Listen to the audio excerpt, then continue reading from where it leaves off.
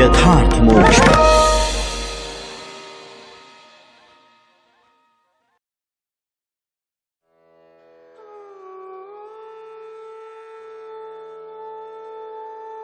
छठा अध्याय, दक्ष प्रजापति की 60 कन्याओं के वंश का विवरण।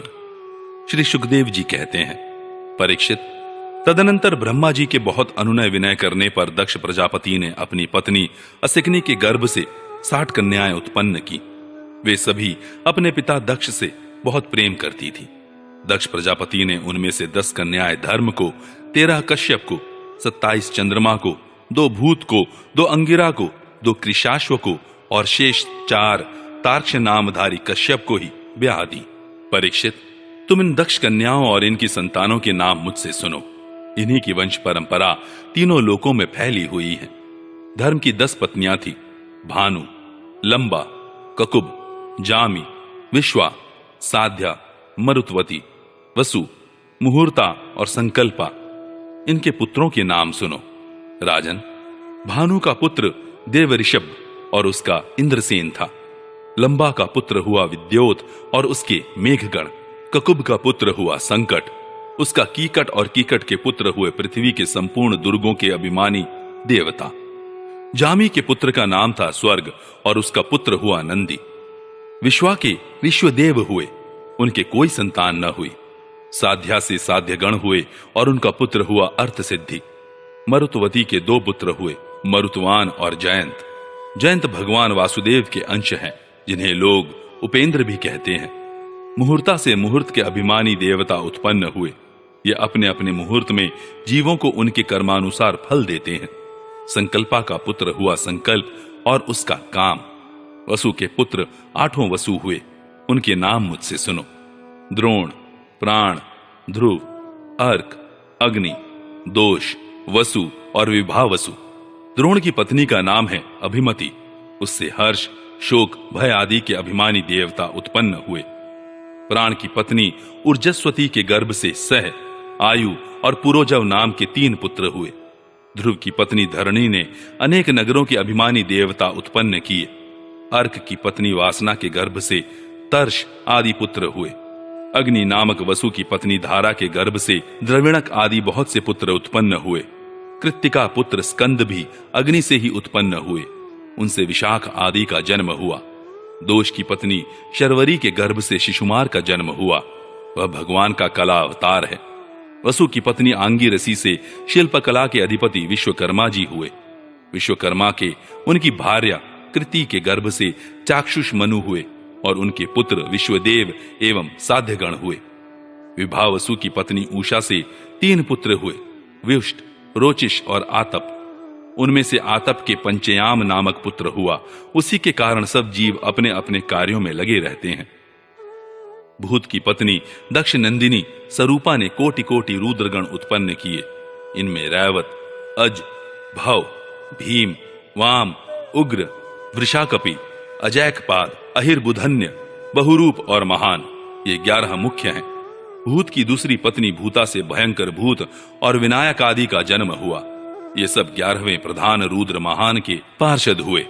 अंगिरा प्रजापति की प्रथम पत्नी स्वधा ने पितृगण को उत्पन्न किया और दूसरी पत्नी सती ने अथर्वांगिरस नामक वेद को ही पुत्र रूप में स्वीकार कर लिया। कृशाश्व की पत्नी अर्चि से धूम्रकेश का जन्म हुआ और धिषणा से 4 पुत्र हुए, वेदशिरा, देवल, वयुन और मनु। तार्क्ष्य नामधारी कश्यप की 4 स्त्रियां थीं, विनता, कद्रु, पतंगी और यामिनी। पतंगी से पक्षियों का और यामिनी से शलभों का जन्म हुआ। विनिता के पुत्र गरुड़ हुए, ये ही भगवान विष्णु के वाहन हैं। विनिता के ही दूसरे पुत्र अरुण हैं, जो भगवान सूर्य के सारथी हैं। कद्रु से अनेकों नाग उत्पन्न हुए। परीक्षित, कृत्तिका आदि 27 नक्षत्र अभिमानिनी देवियां चंद्रमा की पत्नियां हैं। रोहिणी से विशेष प्रेम करने के कारण चंद्रमा को दक्ष ने शाप दे दिया, जिससे उन्हें क्षय रोग हो गया था। उन्हें कोई संतान नहीं हुई। उन्होंने दक्ष को फिर से प्रसन्न करके कृष्ण पक्ष की क्षीण कलाओं के शुक्ल पक्ष में पूर्ण होने का वर तो प्राप्त कर लिया। अब तुम कश्यप पत्नियों के मंगलमय नाम सुनो। वे लोक माताएं हैं, उन्हीं से यह सारी सृष्टि उत्पन्न हुई है। उनके नाम हैं अदिति, दिति, दनु, काष्ठा, अरिष्टा, सुरसा, ईला, मुनि, क्रोधवशा, ताम्रा, सुरभि, सरमा और तिमि। इनमें तिमि के पुत्र हैं जलचर जंतु और सरमा के बाघ आदि हिंसक जीव। सुरभि के पुत्र हैं भैंस, गाय तथा दूसरे 2 खुर वाले पशु। ताम्रा की संतान है बाज, गीद आदि शिकारी पक्षी। मुनि से अप्सराएं उत्पन्न हुई। क्रोधवशा के पुत्र हुए सांप, बिच्छू आदि विषैले जंतु। ईला से वृक्ष, लता आदि पृथ्वी में उत्पन्न होने वाली वनस्पतियां और सुरसा से यातुधान। अरिष्टा से गंधर्व और काष्ठा से घोड़े आदि 1 खुर वाले पशु उत्पन्न हुए। दनु के 61 पुत्र हुए। उनमें प्रधान प्रधान के नाम सुनो। द्विमूर्धा, शंबर, अरिष्ट, हयग्रीव, विभावसु, अयोमुख, शंकुशिरा, स्वरभानु, कपिल, अरुण, पुलोमा, वृषपर्वा, एक चक्र, अनुतापन, धूम्रकेश, विरूपाक्ष, विप्रचित्ति और दुर्जय। स्वरभानु की कन्या सुप्रभा से नमुची ने और वृषपर्वा की पुत्री शर्मिष्ठा से महाबली नहुषनंदन ययाति ने विवाह किया। दनु के पुत्र वैश्वानर की 4 सुंदरी कन्याएं थीं। इनके नाम थे उपदानवी, हैशिरा, पुलोमा और कालका। इनमें से उपदानवी के साथ हिरण्याक्ष का और हैशिरा के साथ क्रतु का विवाह हुआ। ब्रह्मा जी की आज्ञा से प्रजापति भगवान कश्यप ने ही वैश्वानर की शेष 2 पुत्रियों पुलोमा और कालका के साथ विवाह किया। उनसे पौलोम और कालके नाम के 60,000 रणवीर दानव हुए। इन्हीं का दूसरा नाम निवात कवच था। ये यज्ञ कर्म में विघ्न डालते थे, इसलिए परीक्षित तुम्हारे दादा अर्जुन ने अकेले ही इन्हें इंद्र को प्रसन्न करने के लिए मार डाला। यह उन दिनों की बात है जब अर्जुन स्वर्ग में गए हुए थे। विप्रचित्ति की पत्नी सिंहिका के गर्भ से 101 पुत्र उत्पन्न हुए। उनमें सबसे बड़ा था राहु, जिसकी गणना ग्रहों में हो गई। शेष 100 पुत्रों का नाम केतु था। परीक्षित, अब क्रमशः अदिति की वंश परंपरा सुनो। इस वंश में सर्वव्यापक देवाधिदेव नारायण ने अपने अंश से वामन रूप में अवतार लिया था। अदिति के पुत्र थे विवस्वान, अर्यमा, पूषा, त्वष्टा, सविता, भग, धाता, विधाता, वरुण, मित्र, इंद्र और त्रिविक्रम। यही 12 आदित्य कहलाए। विवस्वान की पत्नी महाभाग्यवती संज्ञा के गर्भ से श्राद्ध देव मनु एवं यम यमी का जोड़ा पैदा हुआ। संज्ञा ने ही घोड़ी का रूप धारण करके भगवान सूर्य के द्वारा भूलोक में दोनों अश्विनी कुमारों को जन्म दिया। विवस्वान की दूसरी पत्नी थी छाया। उसके शनैश्चर और सावर्णी मनु नाम के 2 पुत्र तथा तप्ती नाम की 1 कन्या उत्पन्न हुई। तप्ती ने सनवरण को पति रूप में वर्ण किया। अर्यमा की पत्नी मातृका थी। उसके गर्भ से चर्षणी नामक पुत्र हुए। वे कर्तव्य अकर्तव्य के ज्ञान से युक्त थे, इसलिए ब्रह्मा जी ने उन्हीं के आधार पर मनुष्य जाति की कल्पना की। पूषा के कोई संतान न हुई। प्राचीन काल में जब शिवजी दक्ष पर क्रोधित हुए थे, तब पूषा दांत दिखाकर हंसने लगे थे, इसलिए वीरभद्र ने इनके दांत तोड़ दिए थे। तब से पूषा पिसा हुआ अन्न ही खाते हैं। दैत्यों की छोटी बहन कुमारी रचना त्वष्टा की पत्नी थी। रचना के गर्भ से 2 पुत्र हुए, सन्निवेश और पराक्रमी विश्वरूप। इस प्रकार विश्वरूप यद्यपि शत्रुओं के भांजे थे, फिर भी जब देवगुरु बृहस्पति जी ने इंद्र से अपमानित होकर देवताओं का परित्याग कर दिया, तब देवताओं ने विश्वरूप को ही अपना पुरोहित बनाया था। 7वां अध्याय, बृहस्पति जी के द्वारा देवताओं का त्याग और विश्वरूप का देवगुरु के रूप में वर्ण। राजा परीक्षित ने पूछा, भगवान, देवाचार्य बृहस्पति जी ने अपने प्रिय शिष्य देवताओं को किस कारण त्याग दिया था? देवताओं ने अपने गुरुदेव का ऐसा कौन सा अपराध कर दिया था? आप कृपा करके मुझे बतलाइए। श्री सुखदेव जी ने कहा, राजन, इंद्र को त्रिलोकी का ऐश्वर्य पाकर घमंड हो गया था। इस घमंड के कारण वे धर्म मर्यादा का, सदाचार का उल्लंघन करने लगे थे। एक दिन की बात है, वे भरी सभा में अपनी पत्नी सची के साथ ऊंचे सिंहासन पर बैठे हुए थे। 49 मरुदगण, 8 वसु, 11 रुद्र, आदित्य, ऋभुगण, विश्वदेव, साध्यगण और दोनों अश्विनी कुमार उनकी सेवा में उपस्थित थे।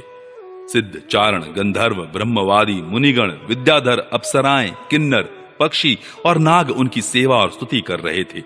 सब ओर ललित स्वर से देवराज इंद्र की कीर्ति का गान हो रहा था। ऊपर की ओर चंद्रमंडल के समान सुंदर श्वेत छत्र शोभायमान था। चंवर, पंखे आदि महाराजोचित सामग्रियां यथास्थान सुसज्जित थीं।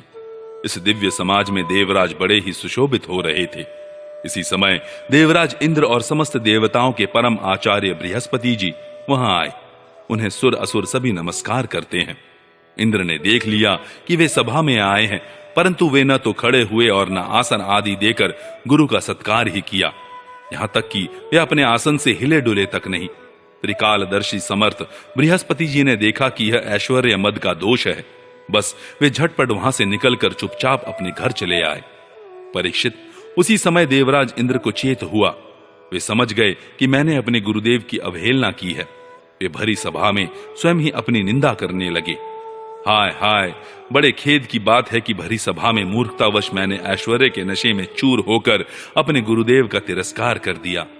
सचमुच मेरा यह कर्म अत्यंत निंदनीय है। भला कौन विवेकी पुरुष इस स्वर्ग की राजलक्ष्मी को पाने की इच्छा करेगा। देखो तो सही, आज इसी ने मुझ देवराज को भी असुरों के से रजोगुणी भाव से भर दिया।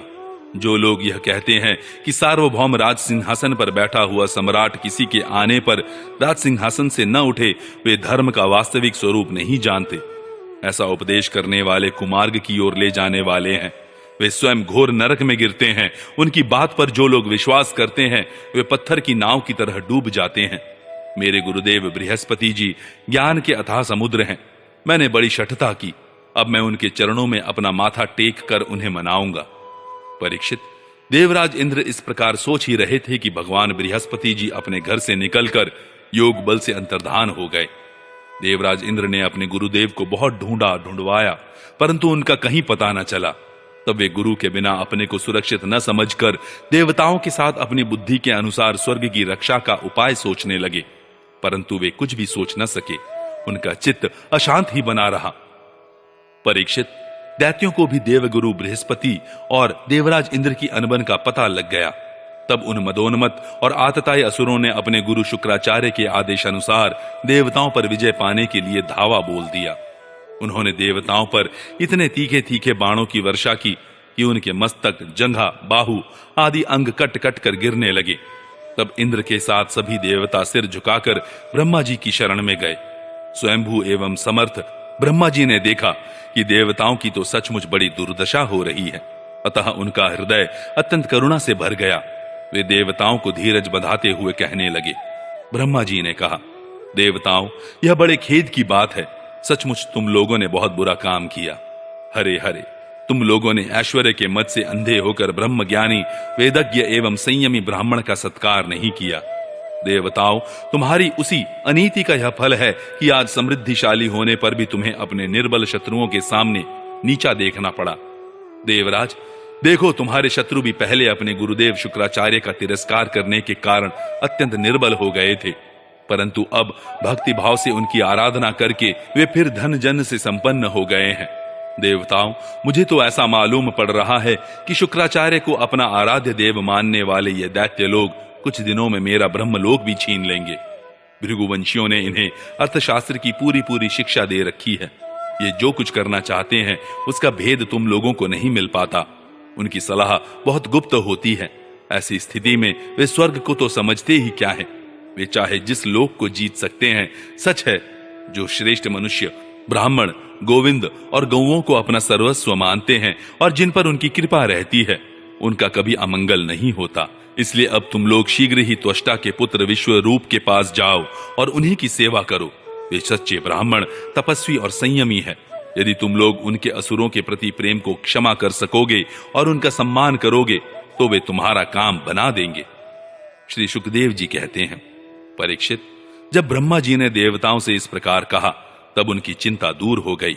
ये त्वष्टा के पुत्र विश्वरूप ऋषि के पास गए और उन्हें हृदय से लगाकर यूं कहने लगे। देवताओं ने कहा, बेटा विश्वरूप, तुम्हारा कल्याण हो। हम तुम्हारे आश्रम पर अतिथि के रूप में आए हैं।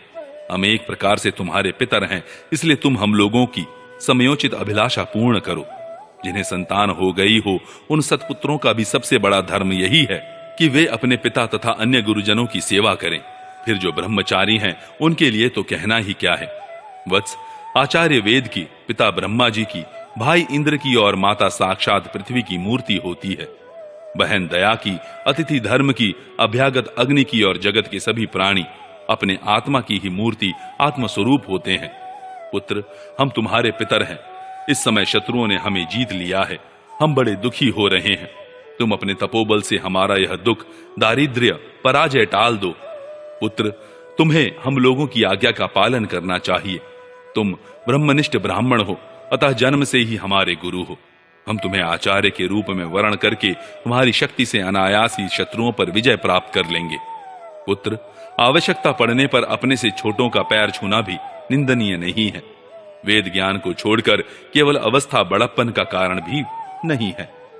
श्री सुखदेव जी कहते हैं, परीक्षित, जब देवताओं ने इस प्रकार विश्वरूप से पुरोहिती करने की प्रार्थना की, तब परम तपस्वी विश्वरूप ने प्रसन्न होकर उनसे अत्यंत प्रिय और मधुर शब्दों में कहा। विश्वरूप ने कहा, पुरोहिती का काम ब्रह्म तेज को क्षीण करने वाला है, इसलिए धर्मशील महात्माओं ने उसकी निंदा की है। किंतु आप मेरे स्वामी हैं और लोकेश्वर होकर भी मुझसे उसके लिए प्रार्थना कर रहे हैं। ऐसी स्थिति में मेरे जैसा व्यक्ति भला आप लोगों को कोरा जवाब कैसे दे सकता है? मैं तो आप लोगों का सेवक हूं। आपकी आज्ञाओं का पालन करना ही मेरा स्वार्थ है। देवगण, हम अकिंचन हैं। खेती कट जाने पर अथवा अनाज की हाट उठ जाने पर उनमें से गिरे हुए कुछ दाने चुन लाते हैं और उसी से अपने देव कार्य तथा पितृ कार्य संपन्न कर लेते हैं। लोकपालो, इस प्रकार जब मेरी जीविका चल ही रही है, तब मैं पुरोहिती की निंदनीय वृत्ति क्यों करूं? मुझसे तो केवल वे ही लोग प्रसन्न होते हैं जिनकी बुद्धि बिगड़ गई है। जो काम आप लोग मुझसे कराना चाहते हैं वह निंदनीय है। फिर भी मैं आपके काम से मुंह नहीं मोड़ सकता, क्योंकि आप लोगों की मांग ही कितनी है। इसलिए आप लोगों का मनोरथ मैं तन मन धन से पूरा करूंगा। श्री सुखदेव जी कहते हैं, परीक्षित, विश्वरूप बड़े तपस्वी थे। देवताओं से ऐसी प्रतिज्ञा करके उनके वर्ण करने पर वे बड़ी लगन के साथ उनकी पुरोहिती करने लगे। यद्यपि शुक्राचार्य ने अपने नीति बल से असुरों की संपत्ति सुरक्षित कर दी थी, फिर भी समर्थ विश्वरूप ने वैष्णवी विद्या के प्रभाव से उनसे वह संपत्ति छीनकर देवराज इंद्र को दिला दी। राजन, जिस विद्या से सुरक्षित होकर इंद्र ने असुरों की सेना पर विजय प्राप्त की थी, उसका उदार बुद्धि विश्वरूप ने ही उन्हें उपदेश किया था। 8वां अध्याय, नारायण कवच का उपदेश। राजा परीक्षित ने पूछा, भगवान, देवराज इंद्र ने जिससे सुरक्षित होकर शत्रुओं की चतुरंगिणी सेना को खेल खेल में अनायास ही जीतकर त्रिलोकी की राजलक्ष्मी का उपभोग किया, आप उस नारायण कवच को मुझे सुनाइए और यह भी बतलाइए कि उन्होंने उससे सुरक्षित होकर रणभूमि में किस प्रकार आक्रमणकारी शत्रुओं पर विजय प्राप्त की। श्री सुखदेव जी ने कहा, परीक्षित, जब देवताओं ने विश्वरूप को पुरोहित बना लिया, तब देवराज इंद्र के प्रश्न करने पर विश्वरूप ने उन्हें नारायण कवच का उपदेश किया। तुम एकाग्र चित्त से उसका श्रवण करो। विश्वरूप ने कहा, देवराज इंद्र, भय का अवसर उपस्थित होने पर नारायण कवच धारण करके अपने शरीर की रक्षा कर लेनी चाहिए। उसकी विधि यह है कि पहले हाथ पैर धोकर आचमन करे, फिर हाथ में कुश की पवित्री धारण करके उत्तर मुंह बैठ जाए। इसके बाद कवच धारण पर्यंत और कुछ न बोलने का निश्चय करके पवित्रता से ओम नमो नारायण और ओम नमो भगवते वासुदेवाय, इन मंत्रों के द्वारा हृदयादि अंगन्यास तथा अंगुष्ठादि करन्यास करे।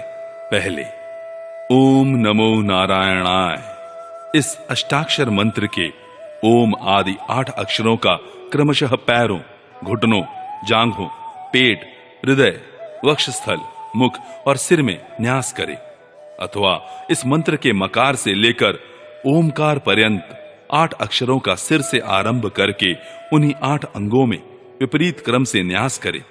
तदनंतर ओम नमो भगवते वासुदेवाय, इस द्वादशाक्षर मंत्र के ओम आदि 12 अक्षरों का दाईं तर्जनी से बाईं तर्जनी तक दोनों हाथ की 8 उंगलियों और दोनों अंगूठों की 2-2 गांठों में न्यास करे।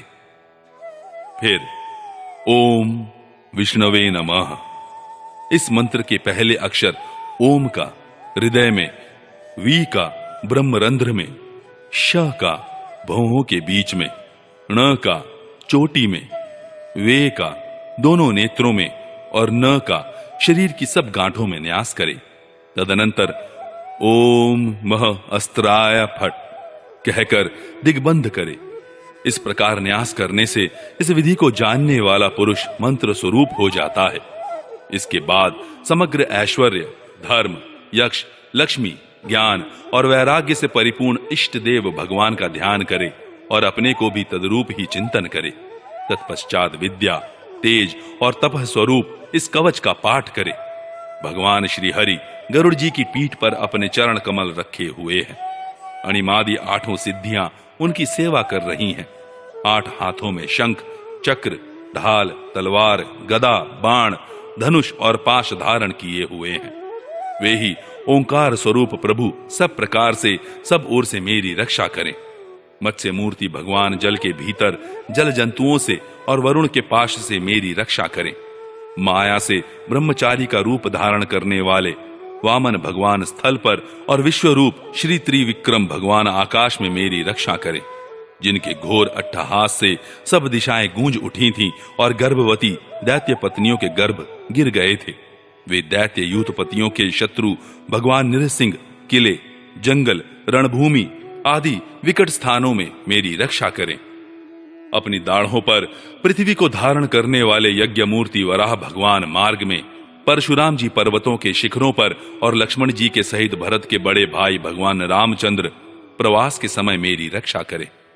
भगवान नारायण मारण मोहन आदि भयंकर अभिचारों और सब प्रकार के प्रमादों से मेरी रक्षा करें। ऋषि श्रेष्ठ नर गर्व से, योगेश्वर भगवान दत्तात्रेय योग के विघ्नों से और त्रिगुणाधिपति भगवान कपिल कर्म बंधनों से मेरी रक्षा करें।